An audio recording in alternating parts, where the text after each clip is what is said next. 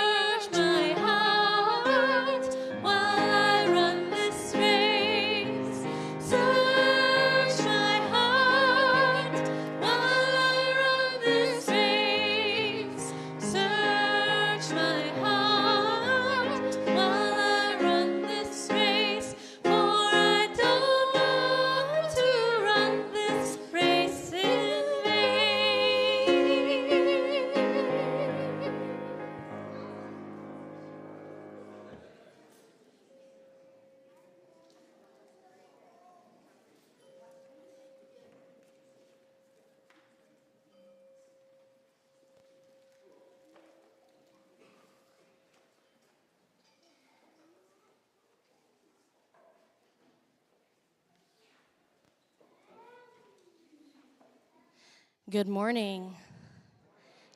I'm Reverend Sarah Oglesby-Dunegan, the settled minister here. My pronouns are she, her, hers. It's an honor to be with you all this Sunday morning. If you're new, we're glad you had the courage to check out a new community, and we hope you'll join us for a welcome circle after service, and feel free to ask questions. Y'all, we're all about the questions, right? We don't always have answers or the same answers, but we love questions. And that welcome circle has a sign. It's back here over by the tech booth. You're welcome to also just wander, get some refreshments, ask whoever you bump into questions as you like.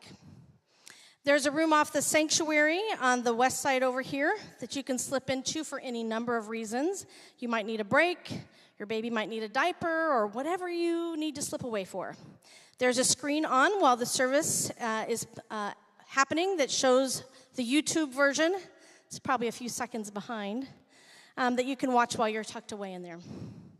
We are a caring community, and this Sunday, February 11th, pastoral care will be provided by Michael Woomer in the sanctuary. Michael, give us a little wave. Hey, if you have something on your heart, something you want to have a chat with somebody about, check in with Michael. He'll wait for you up here by the t-shirts. We have a little pastoral care room back here that's quite sweet.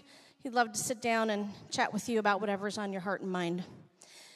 And his wife, Nancy Woomer, will be available online. So if you're online and wanting to chat with her, you can do that by sending her a message through pastoralcare@vuu.org or messaging through the YouTube. Or once you get into the Zoom room after the YouTube, you can chat with her then. You can also contact caring neighbors for support for things that are more tangible, like meals after a surgery or during an illness. Your caring neighbor represents your neighborhood of folks that live close to you. This is a big metro, so it's an opportunity also to meet and connect with people in your area. Sometimes they throw parties, so, watch out for some good times. They can be reached at caringneighbors@vuu.org. Today, we're going to take some time to celebrate the leadership and contributions of contemporary Black Unitarian Universalists, including our own Beverly McCormick's story. Our worship service this morning is uniquely prophetic. It calls us to identify, those of us who identify as white, to listen, humbly and perhaps with some discomfort at times, to the lived reality of Black Unitarian Universalists in our midst. This discomfort is both a gesture of hospitality to voices that have not been heard enough and a sign that we're growing in the right direction. If you're joining us today as a guest, know that you are witnessing this Unitarian Universalist congregation doing sacred work. Collectively, we will wrestle with what it means to be of faith whose anti-racist intentions have not always been borne out. We invite you to witness this moment of possibility and vision. One of the challenges is that the voices of Black UU leaders haven't always been heard, known, or uplifted.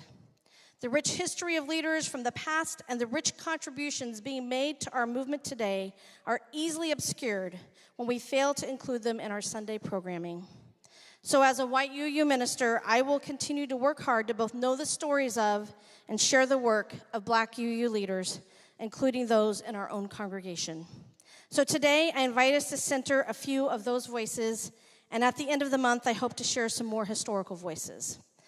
Thanks for your presence with us today and your commitment to building the beloved community, no matter how aspirational and distant that reality may be.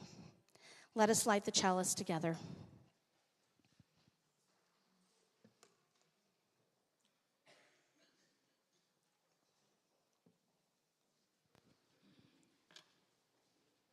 Good morning.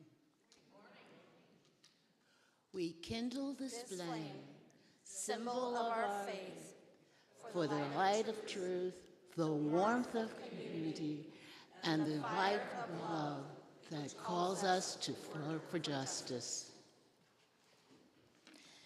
Won't you join me in this responsive reading? Your line is in the slide displayed as congregation. Loving inclusion has been an elusive goal within our congregations.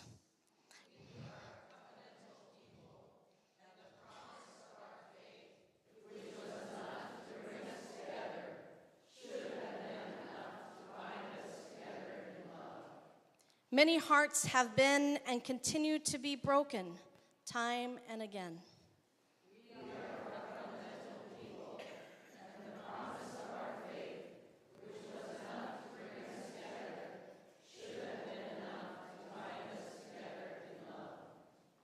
The names of many of those who helped to make this denomination great were erased, their existence forgotten. We are a covenantal people, and the promise of our faith, which was enough to bring us together, should have been enough to bind us together in love. The pulpits and pews, which should have been warm and welcoming, were sometimes cold and unforgiving.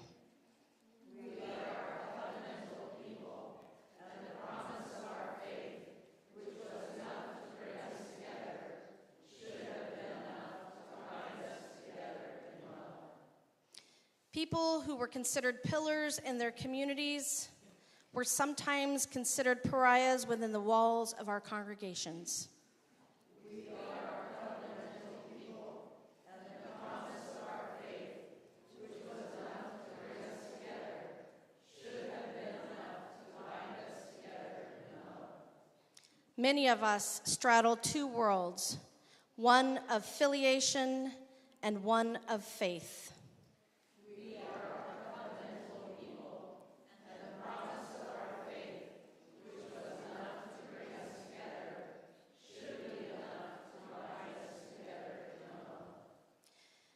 Our beauty is that we are all different, and yet not different from one another. None of us should be considered exceptions, nor should we be subjected to baseless assumptions. We are a covenantal people, and the promise of our faith, which was enough to bring us together, should be enough The future of this faith is reliant on and belongs to all who embrace religious liberalism. Let us never forget that we are a covenantal people, and the promise of our faith, which was enough to bring us together, is enough to bind us together in love. And we'll let Noel lead us in a song with Lynn.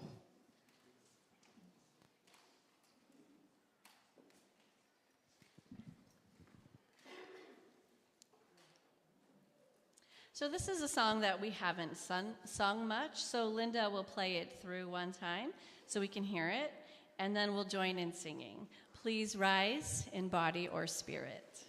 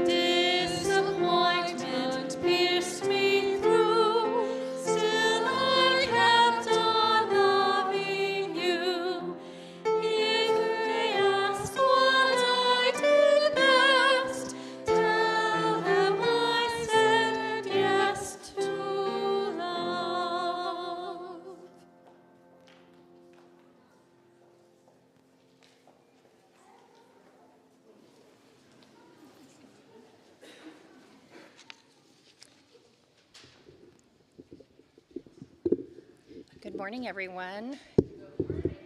Is that on okay? Yeah, I am Miss Valentine today, yes. It's the Sunday before Valentine's Day. I have to wear my Valentine dress. I'm going to invite all the children to come forward. Anybody who wants to come up and sit on the floor for our story, for our time for all ages. We do have our children's collection chalice up front if anybody has a donation they want to put in it. I am Marcy Bodwin. I am the Director of Faith Formation Ministry here at Valley UU. I use she, her pronouns. Looks like we've got a big-sized crowd today. Come on in.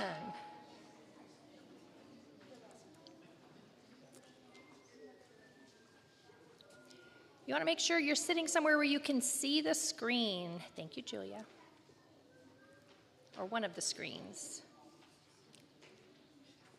So our book today is called The Invisible String. I've read it once before, so you may remember it, but it just is really perfect for talking about all types of love. It is written by Patrice Karst. And it starts with Liza and Jeremy, the twins.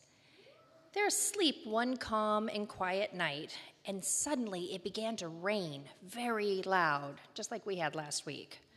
Thunder rumbled until it got so loud that it woke them up. "Mommy, Mommy," they cried as they ran to her.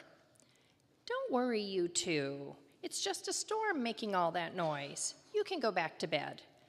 "Oh, we want to stay close to you," said Jeremy. "We're scared." But Mom said, "You know that we're always together, no matter what." but how can we be together if you're out here and we're in bed?" asked Liza. So Mom held something right in front of them, and she said, "This is how." And they started to rub their sleepy eyes, and they came closer to see what Mom was holding. They didn't see anything. "I was about your age when my mommy told me about the invisible string," she said.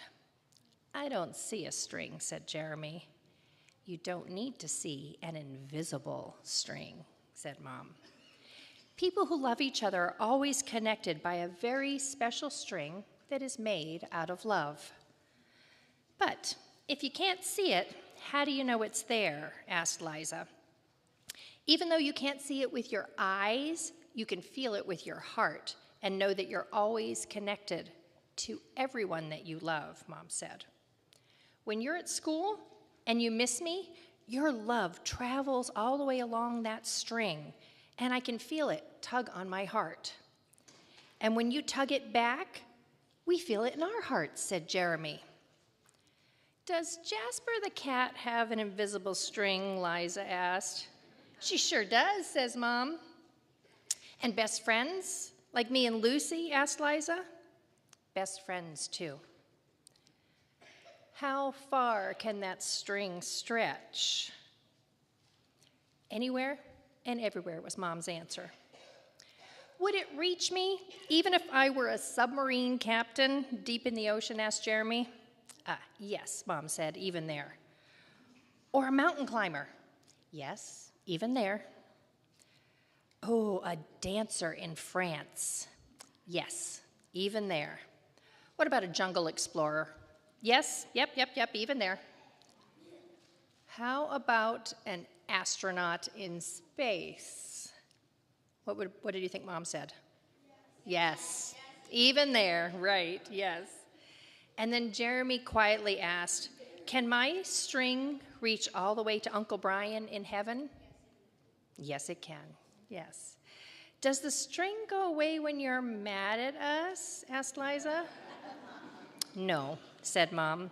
"Love is stronger than anger, and as long as love is in your heart, the string will always be there. Even when you're older and you can't agree about things, like maybe what movie to watch, or what game to play when you're in the back seat of the car, or what time to go to bed. That's right, you two should be in bed," Mom said. And with that, they all laughed as Mom chased the twins back to their beds. And within a few minutes, they were asleep, even though the storm was still making the loud noises outside. And as they slept, they started dreaming of invisible strings, and all the strings that their friends have, and that those friends have, and their friends, and so on and so on. And everyone was connected by an invisible string. From deep inside, they could now clearly see that no one was ever alone. And I think we're going to sing the children out, so we'd like the adults to make our bridge of love. We're going to sing "Love Will Guide Us."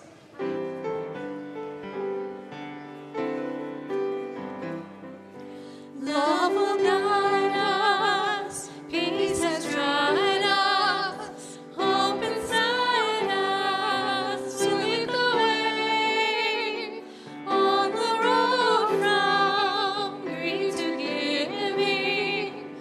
Love will guide us through the hard night if you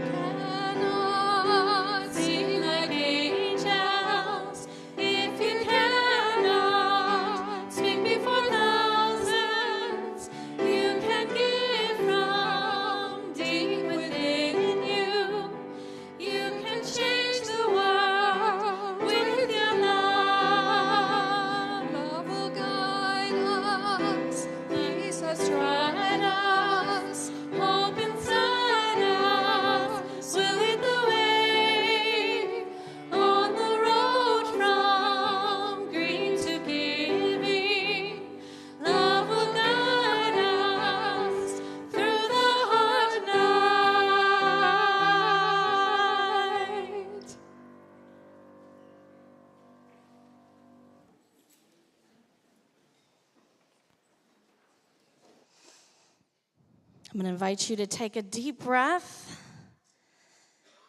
Let it out slow. Settle into your seat. Boy, the energy shifts. We had a lot of kids in the room. I hope they take all that good energy into their classrooms.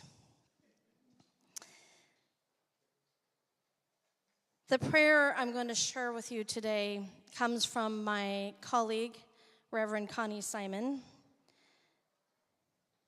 All of the readings, minus Barbara Holmes, are from UU ministers. And she offers this prayer. Spirit of life and love, God of many names, we gather in awareness of the opportunity before us as Unitarian Universalists.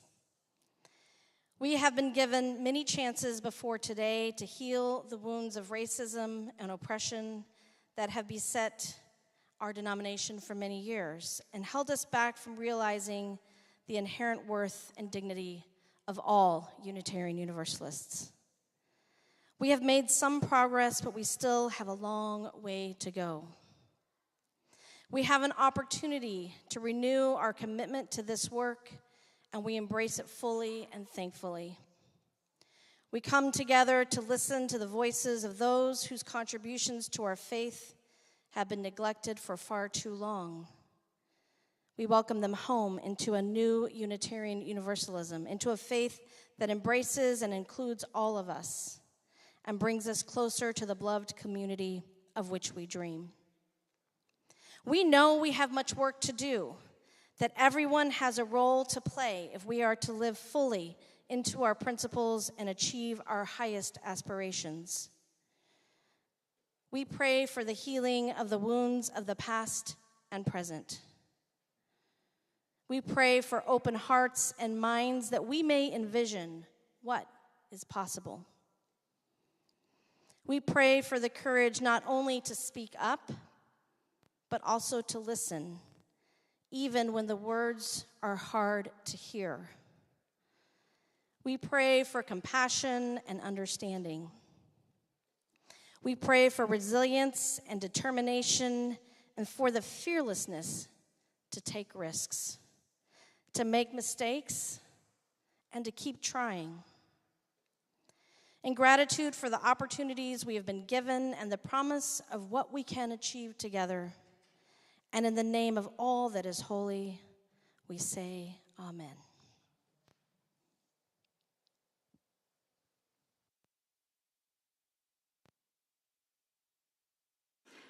So we invite you, as we move into this next hymn, to partake of one of the rituals that we've got over on your left. There's a place where you can light a candle, and that could be in honor of somebody or something. There's a book for our pastoral care if you'd like to leave us a note. There's a fountain that you can add a drop of water or a rock to, and then there's a station with rocks and a bowl of sand, and you can add a rock or more to the bowl of sand. So please feel free to get up as we do the music to partake in that, and if you would like to join us as you sit, you are welcome to join us as well.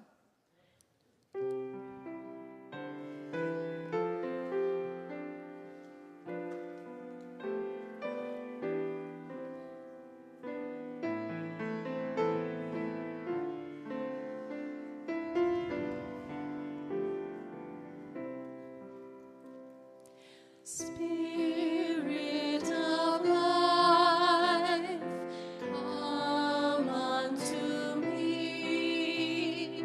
Sing in my heart all the stirrings of compassion. Blow in the wind, rise in the sea. Move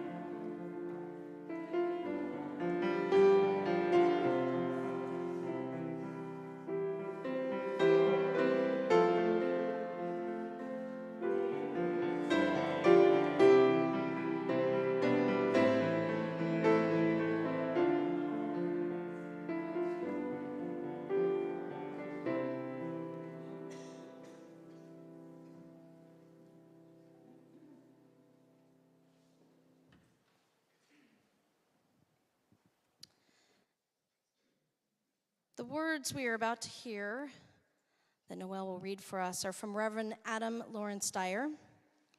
In addition to being a Unitarian Universalist minister, he is a writer and poet whose work focuses on the Black identity and liberal religion.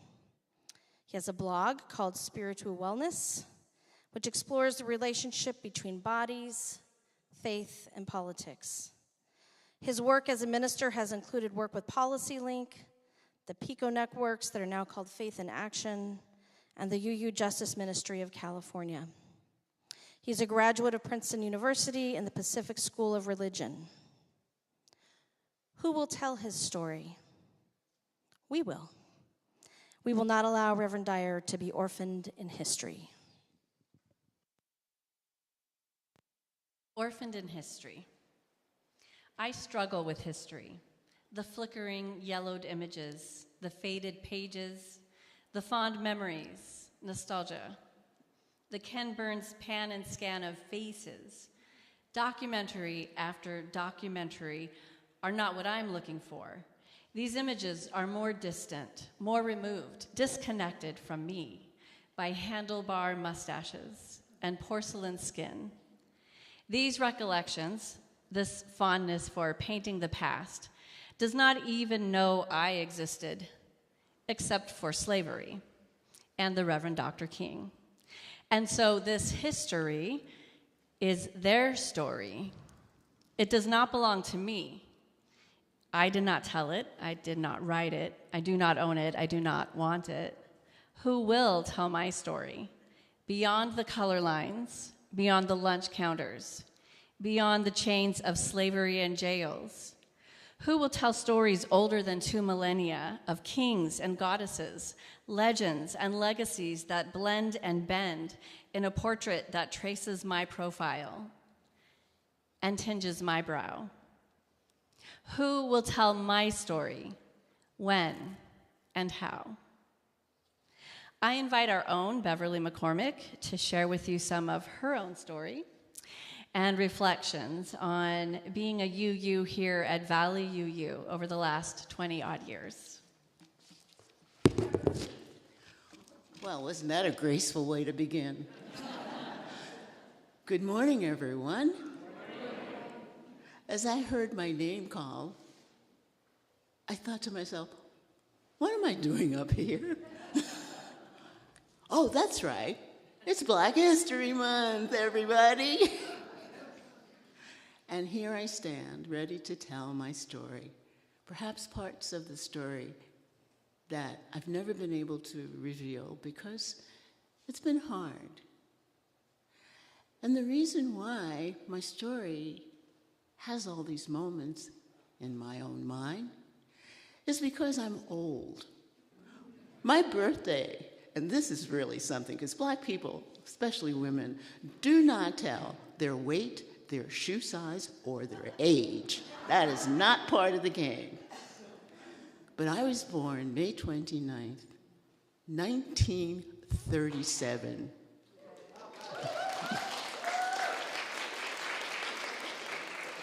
Okay, so what does that mean, and why was I willing to divulge that information? Because I come from a different time in the history of this country. I come from a small town in Oxford, North Carolina, a place where my family and I had to sneak out of because if the Black people left, who was going to do the work? Oh my goodness. But we did it, and we managed. We tried Florida. Florida did not work. Aunt Mattie and Uncle Jimmy said, no, no, no, no, no. So they went to New York, where they stayed with other neighbors who had come from Oxford, North Carolina, until they could find a place big enough for all of us to come to. And come to it we did.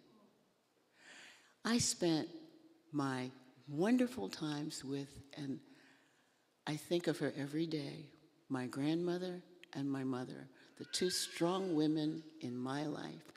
My grandmother who walked with me and talked with me and helped me do so many things, and my mother whom I coached so that she could get this job.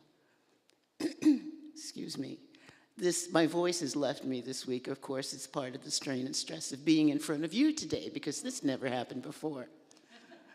At any rate, my mom, who was just a little country girl, came to New York, worked in Lerner's shop with her 2-3 sisters, and they never knew they were sisters, because if they had known, they wouldn't have been able to work there.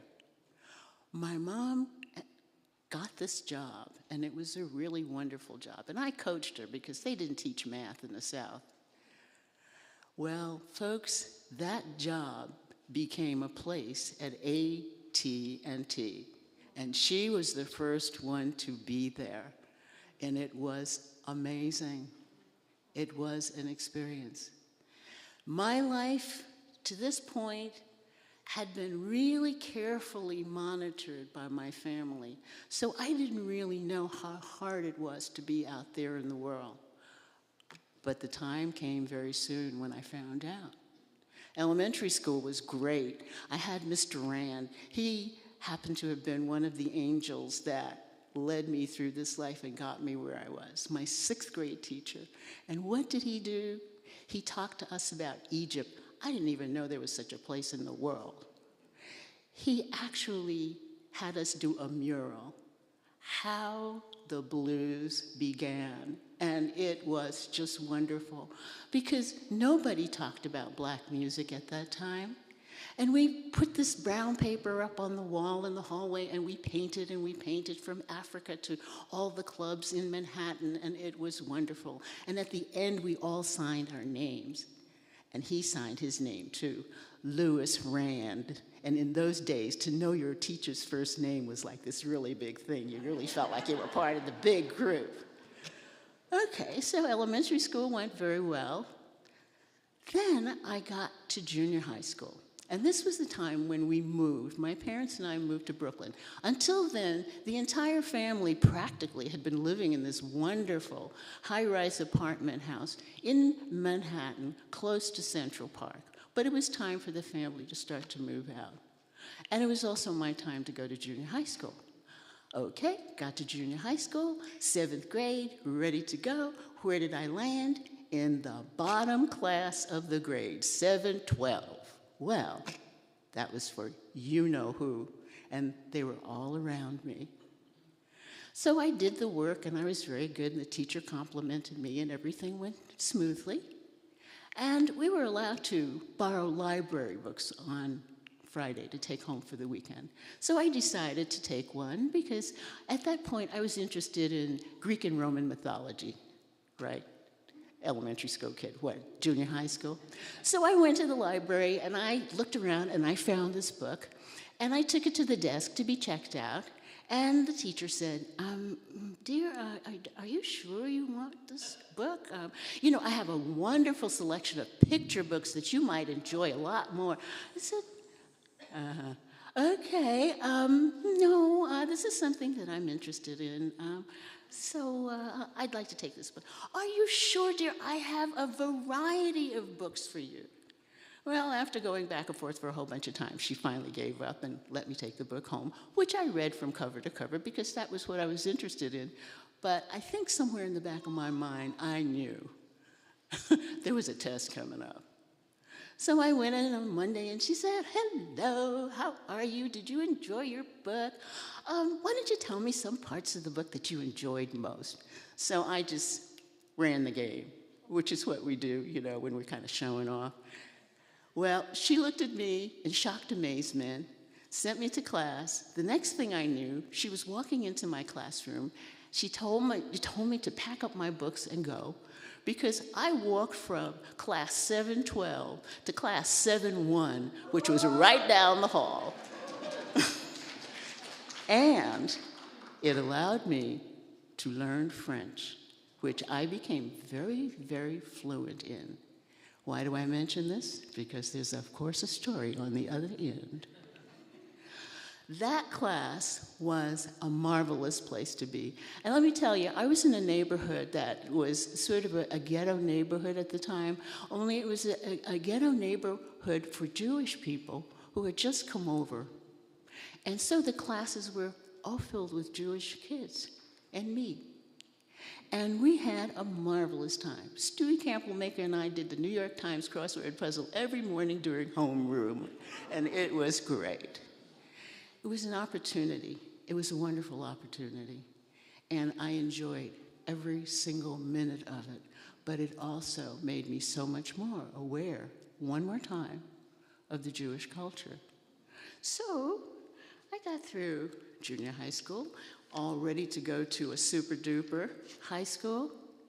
But you know, all the ways that my family had tried to shield me from the way the world worked started to come to pass. Because what happened was this high school I applied to let me know that they had already met their quota of people who look like me. So I ended up in Bushwick High School, which was, you know, like the pits, but okay. And one day, as I was walking down the hall in the school, I looked up and I saw a teacher I recognized because he had been one of my teachers in junior high school and one of my major protectors and friends. And he took me under his wing. And even though I was in a high school of this quality, he led me through the possibilities, got me all the best teachers, and at the end, got me an application and an entrance to Hunter College in Manhattan. Wow, that was really something. Hunter College, if you don't know, happens to be in the poshest part of Manhattan, 65th Street and Park Avenue, with all sorts of teachers who were so excellent. As a matter of fact, Schlesinger, who turned out to be a great politician, was my teacher. So it was a wonderful experience to be in that place, except my French teacher really, really had a thing about black kids. And I happened to be one of her targets. So it didn't really matter that I could read Victor Hugo in French and translate. I was harassed. I also had a history teacher who was from the South, and he also harassed me. I spent my freshman year with my face covered in a rash, with my voice lessened, and I started to stammer. And I guess I must have held so much tension in my body that I hurt my hand. I couldn't write. My arm was in a sling. But you gotta just get through all this stuff. And once again, one of my angels, this time her name was Sybil. And Sybil also has a story. Sybil decided to help me. She was one of those brilliant students who got everything right, and somehow or another, she talked to me in a kind of way and let me know how to speak in the classes, because what had happened was that I had gotten so overwhelmed that even though I did my homework, even though I had all my work in front of me, when asked a question, my mind would go blank. Oh, by the way, P.S., there's a story about Sybil, too. One day I'm sitting in the lunchroom having lunch, and this girl walks over to me, and she sits down, and she says, "You know what? What? You better stop hanging around Sybil before you get a bad reputation." I said, what's the problem? Sybil is gay. Well, I know she's happy. I mean, what's the problem with that?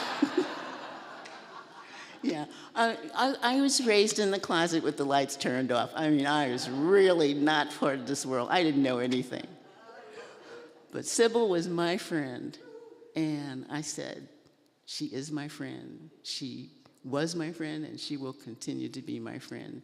And she and I will just be gay and happy together. Another one of my angels. I'm sort of getting lost in the story because, you know, it's they're kind of stories that really were very hurtful at the time, but somehow or another, having lived through it, having had all kinds of experiences, I'm in a different place now.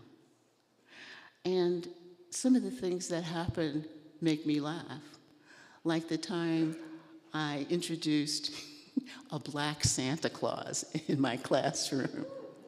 There was a teacher who just about had a heart attack and a stroke, and she was running down the hallway to tell the principal, "Do you know what she has in her room? She has it in front of the children. How could she be doing this?" And the principal came to my room and he said, and I said, "I know." It's okay. It's okay. Those are the kinds of things that happen in my life. I mean, like when I was writing for, how many of you got My Weekly Reader when you were in elementary school, right?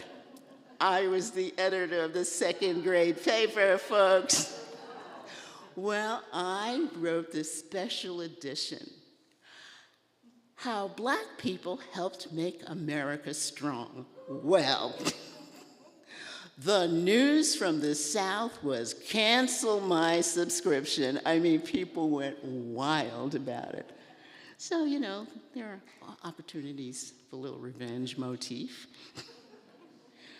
And I took them, and I think perhaps those are the kinds of things that I can smile about now. At the time, I was very, very, very stressed. I was very, very careful. I became a very guarded person who could dress up and be in a place with people and in a performance. They never knew me because I was too afraid to be too revealed, because my experience had been when they know about you, they hurt you.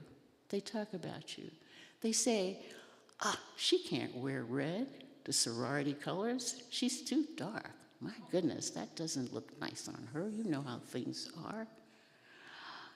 And even when I became an assistant principal in the Louis Armstrong Middle School, you would think that would get me some creds, right? There was still always this notion that somehow or another I was never up to the job. I was always questioned about, well, did you consider this? What about that? Oh, my goodness, you left the period out at the end of the sentence. You know, all kinds of little stuff like that. And it's the stuff that doesn't allow you to ever relax, to ever just be there. And so I would show up when it was time to show up. But then I would go home and disappear into myself, where it was safe. And I guess that's where I started to develop my notion that I was the Lone Ranger, able to put my mask on and go out in public and be fine, and go home and take a deep breath and relax.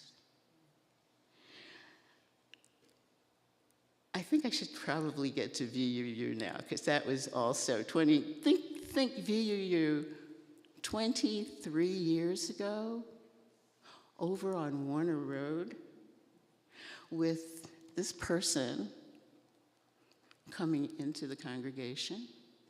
It was a really interesting experience, which I probably will never forget. And Lloyd Means, and I don't know if he's in the audience today. Lloyd, I almost put a contract out on you. Lloyd asked me to run for the board president. Hey, what's the big deal about that? I mean, I had just come out of New York City and being the principal of one of the toughest schools ever, a school that when I walked in, they didn't have a furnace. I had to get a furnace. I had to redo the building. There were no panes in the window. The children didn't have supplies. I mean, that whole thing. So, I mean, this is a big pushover. Oh, well, surprise me. There I was, this president of the board of Valley Unitarian Universalist congregation. What did I experience? Disruption, resistance, being overruled constantly, just observed by members who would come in and sit in because they didn't think I knew how to run a meeting, no acknowledgement, and the coup de grace. One of the members walking up to me holding this object in her hand.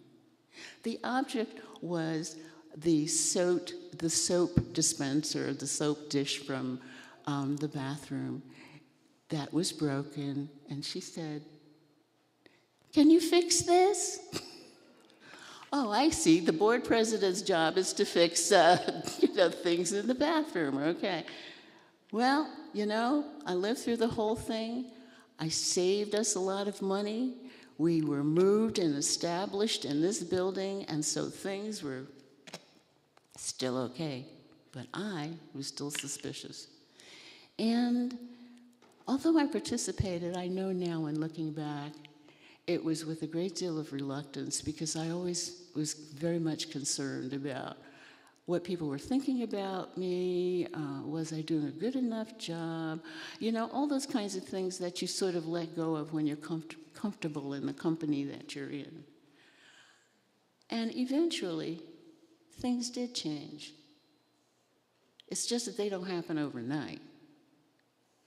And I've been here now, as I said before, for 23 years. And it's been an amazing transformation of all of us. I have come to think of you and this community as my family. I feel safe here. I can joke with you. I can press you when we do racial conversations, of which we have had many, and or movies or talks, because there's a kind of love that exists here that supports us all and lets me know that we have the right intention. We may still have moments when we remember the time, or you may still have moments when you remember the time when someone of color did something bad to you, or you read about some sort of violent action that Black people were taking. But I think what many people have come to understand is that that's just a part of our culture, and it's not representative of who we are, who we have become, and who we will be in the future. And my heart is here at VUU as we holding hands as we cross the street, to make things better in this world, to have people have hope, friendship, love, and lots of laughter. I just want you to know how much I appreciate you, friends.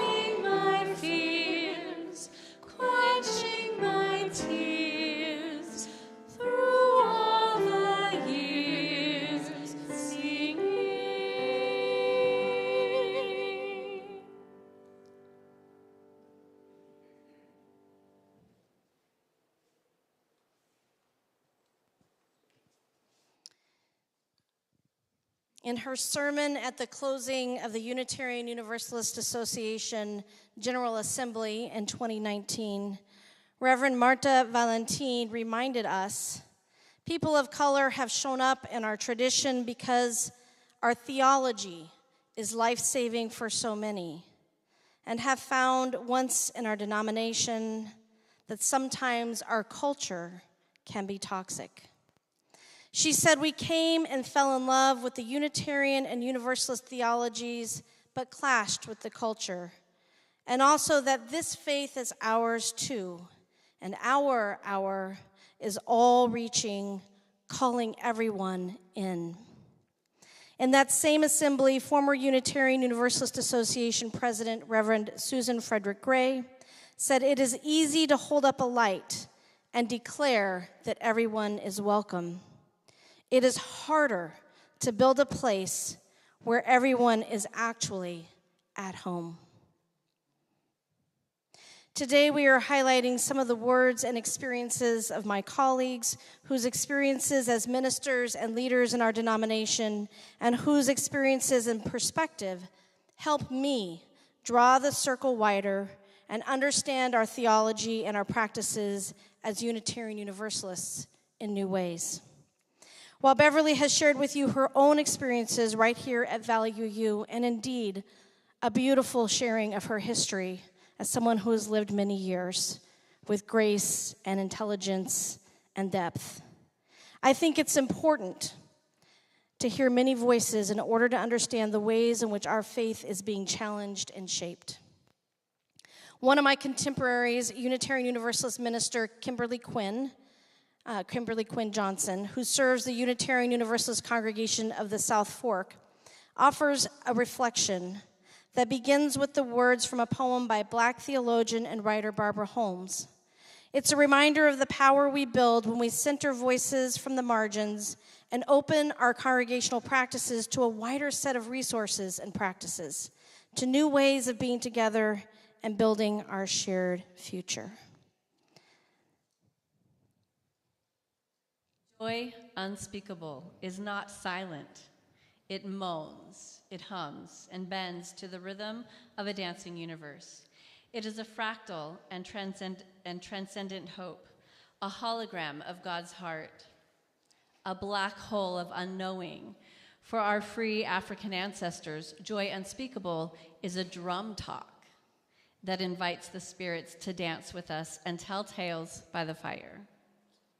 For the desert mothers and fathers, joy unspeakable is respite from the maddening crowds and freedom from church as usual.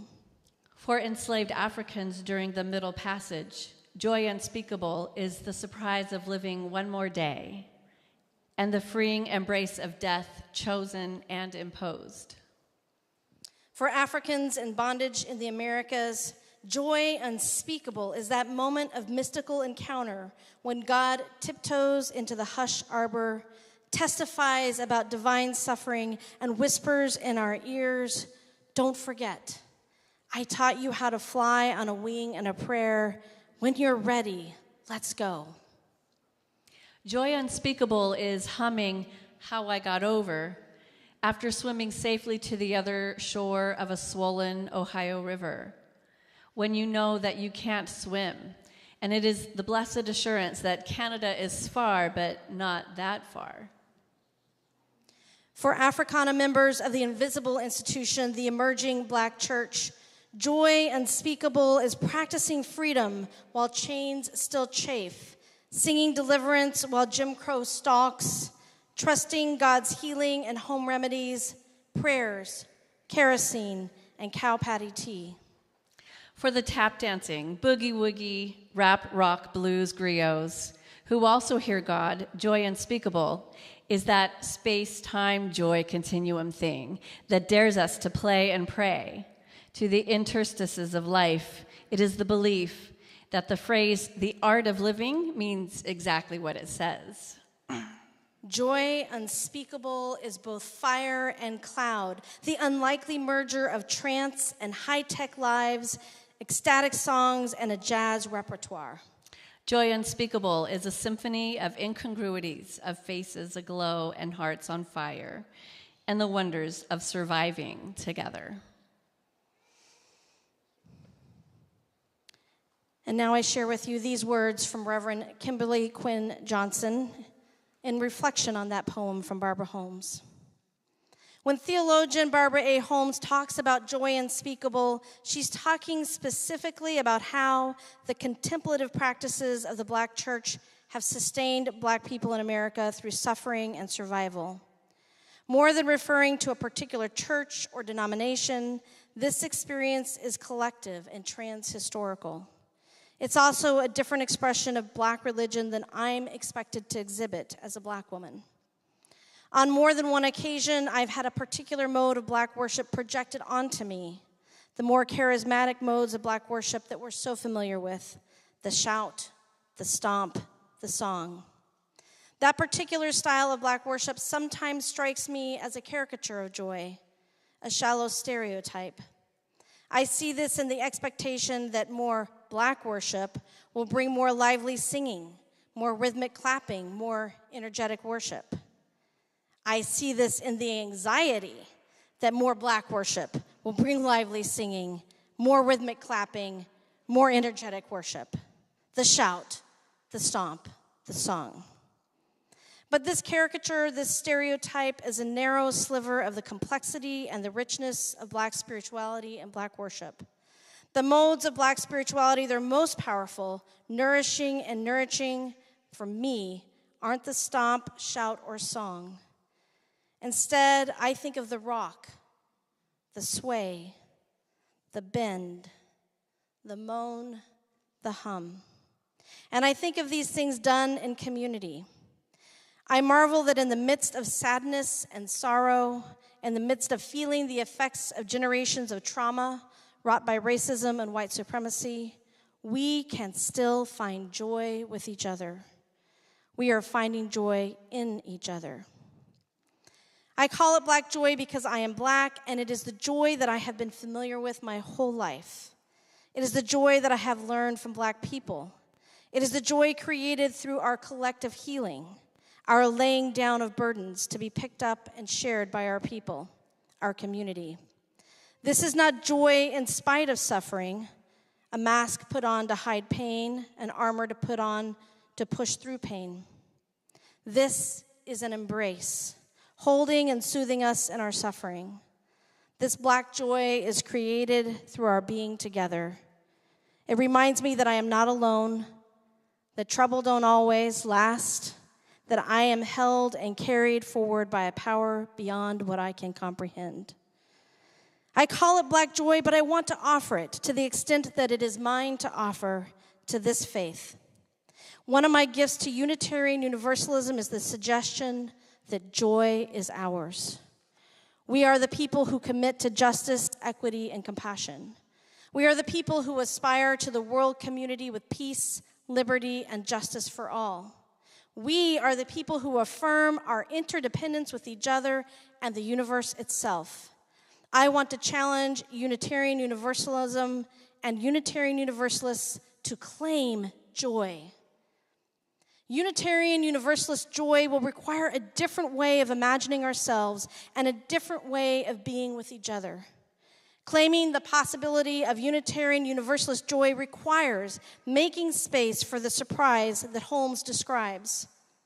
Claiming the possibility of Unitarian Universalist joy requires slowing down to hear the talk of the drum, pausing to move to the rhythms of the drum. Unitarian Universalist joy requires opening to the possibility of the mystical encounter. Unitarian Universalist joy requires embodying this faith differently than many of us are accustomed to. Those are the words of Kimberly Quinn Johnson.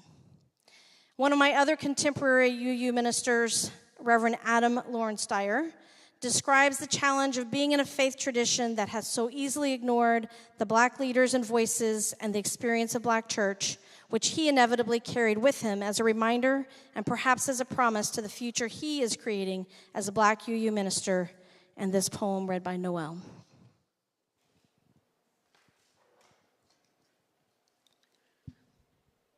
Whether large and formal or shabby and small, there is pride here that is palpable and voices that call. Yes, you belong.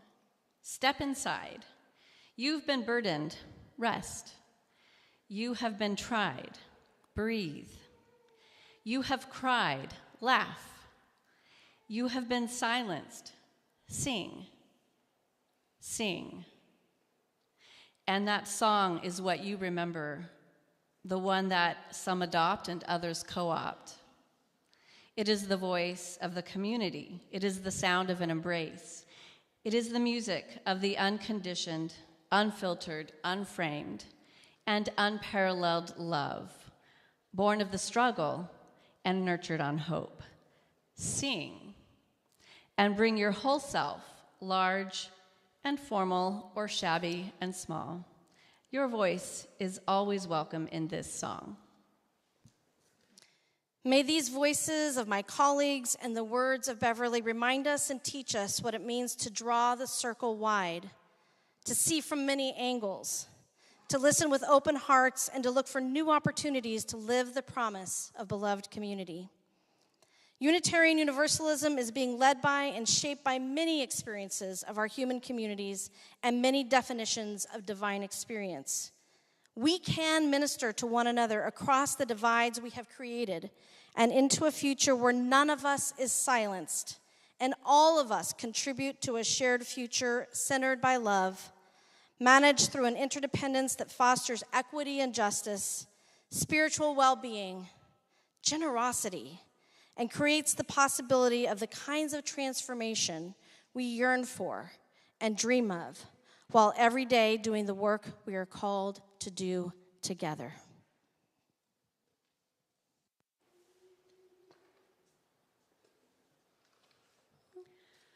Voice still and small, deep inside all, I hear you call, singing in storm and rain, sorrow and pain, still we remain singing, calming my fears, quenching my tears, through all the years, singing.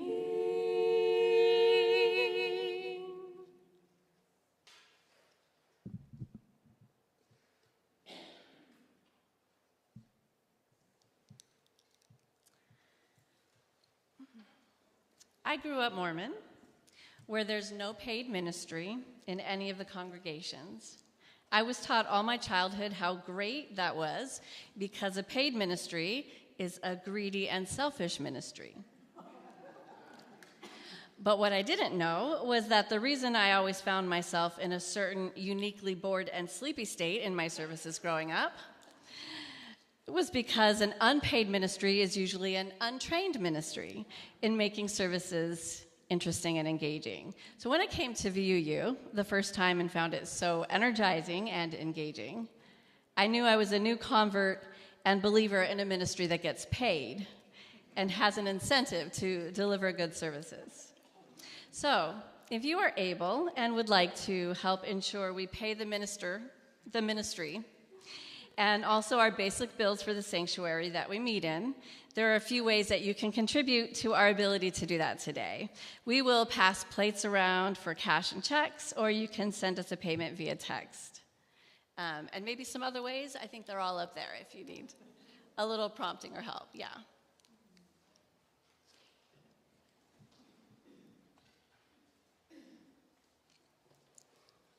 Our offertory today is a Holly Nair song called I Am Willing. You've sung it before, so I invite you, when we come to the chorus, which is right away, but elsewhere throughout the song, to join Noel and me in singing the chorus.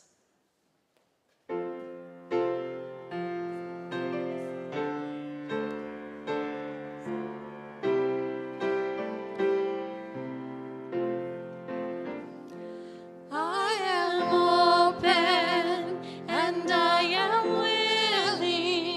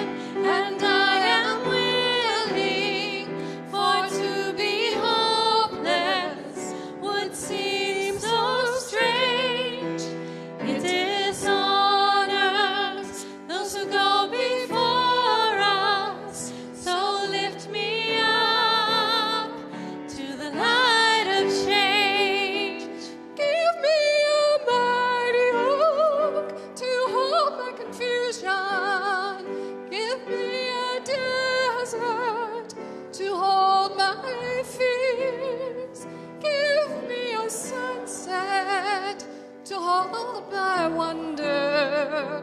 Give me an ocean to hold my tears. I am open and I am willing, for to be hopeless would seem so strange. It dishonors those who go before us, so lift me up to the light of change.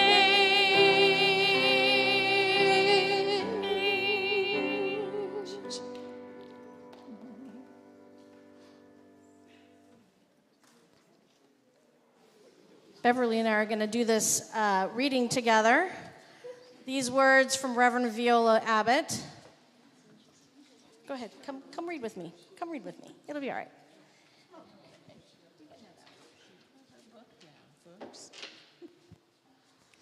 Let us open. It's good. Hold it close. But it's You're good. off. No, it's on. It's on? Okay. Notice how professional we are.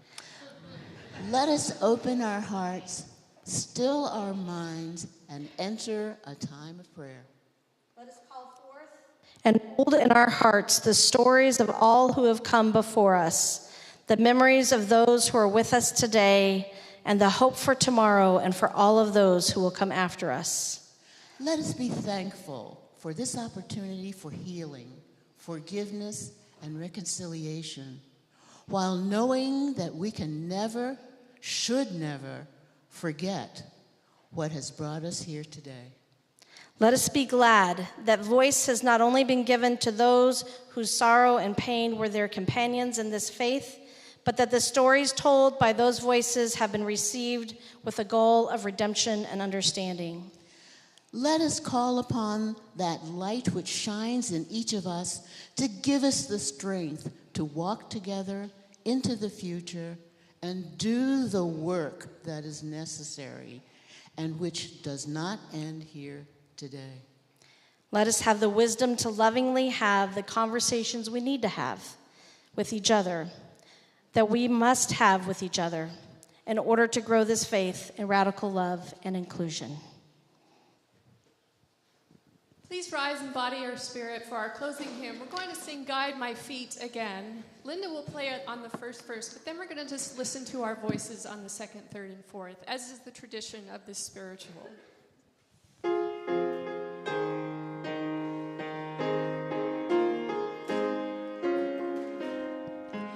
Guide my feet while I run this race. Guide my feet while I run this race. Guide my feet while I run this race. For I don't want to run this race in vain. Hold my hand while I run this race. Hold my hand while I run this race. Hold my hand while I run this race. For I don't want to run this race in vain. Stand by me while I run this race. Stand by me while I run this race. Stand by me while I run this race. For I don't want to run this race in vain. Search my heart while I run this race. Search my heart while I run this race. Search my heart while I run this race. For I don't want to run this race in vain.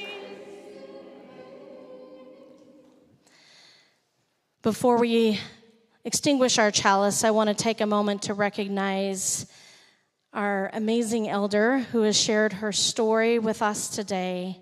Some of you have brought a couple of gifts of gratitude to share with her, and I invite you to bring those forward now. I think you're holding one of them. Beverly, you may be one of the wisest folks in this room. Your witness is beautiful. Your words are generous. Your presence is a gift. And we are so grateful that you have chosen to journey with us. And we're so glad that we get to have you now and into the future. So, thank you, thank you, thank you.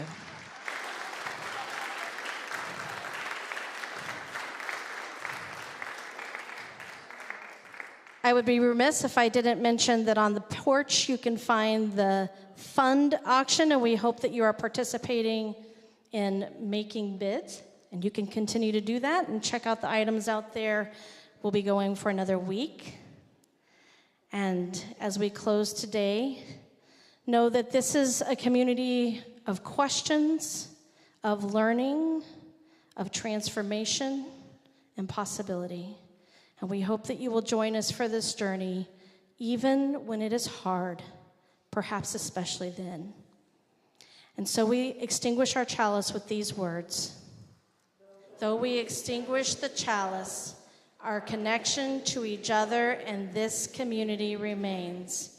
May its light guide us this week as we walk the path of justice, speak words of love, and fill our world with compassion until we meet again. Blessed be. Go in peace. Stay for conversation and questions. See you next week.